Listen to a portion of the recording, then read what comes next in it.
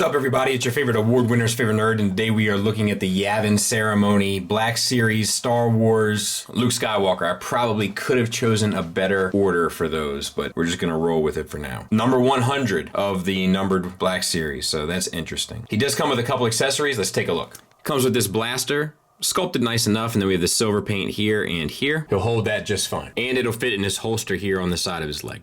Comes with his very important prestigious award, painted gold down at the bottom, sculpted well enough. And it fits on him nicely. As you can see, like it lays nicely across the figure. Like it looks like it has weight to it and stuff. It looks good.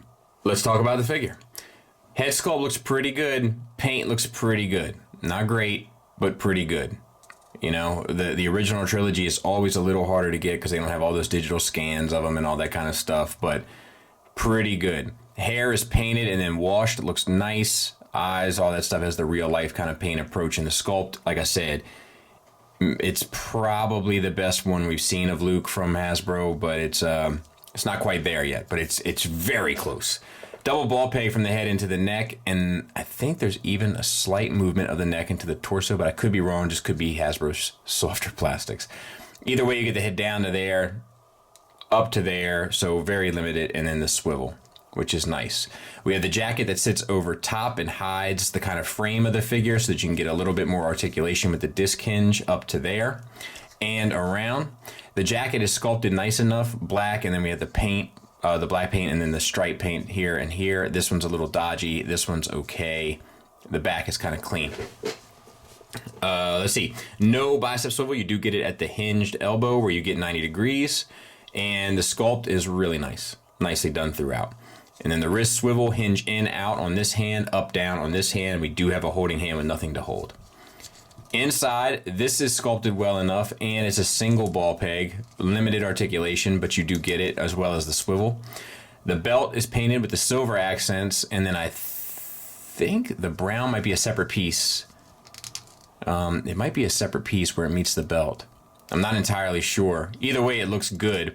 We have T-jointed ball joints for hips with a crazy range. You probably don't need all that much range, but it looks, I mean, it's impressive. It's an impressive range on that figure.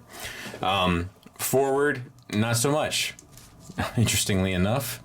And it's cut weird. Oh, it's Y-jointed. They're not T-jointed, they're Y-jointed.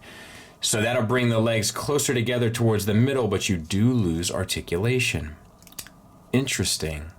I had to see how that affects when I try to do some poses and stuff. And then we have the yellow paint down the side of the leg and a thigh swivel. Double jointed knee, which looks pretty good because it's a more slender leg. We have the kind of holster that's a softer piece glued into the belt and to the leg, and then the strap is painted. Yellow stripes look great, by the way. I think I've said that, but it's worth saying again. Boots are sculpted nicely with the kind of leather look. Ankle tilt up, ankle tilt down, and a rocker. So interesting. Some interesting stuff here. Some of their changes. Not sure how I feel. I will... It's a ball peg. I don't know. I don't know how I feel about that. We'll have to see how that evolves. So I have him right here for right now with kind of like stuff I don't know what to do with. But the question is, do I replace this Luke with him for this setup? I mean, it's not supposed to be movie accurate, you know what I mean? Like, my Obi-Wan's there, Yoda's there. Like, it's just supposed to be kind of a display to kind of show off the figure. So this is the type of stuff I hate when I come to these sorts of crossroads.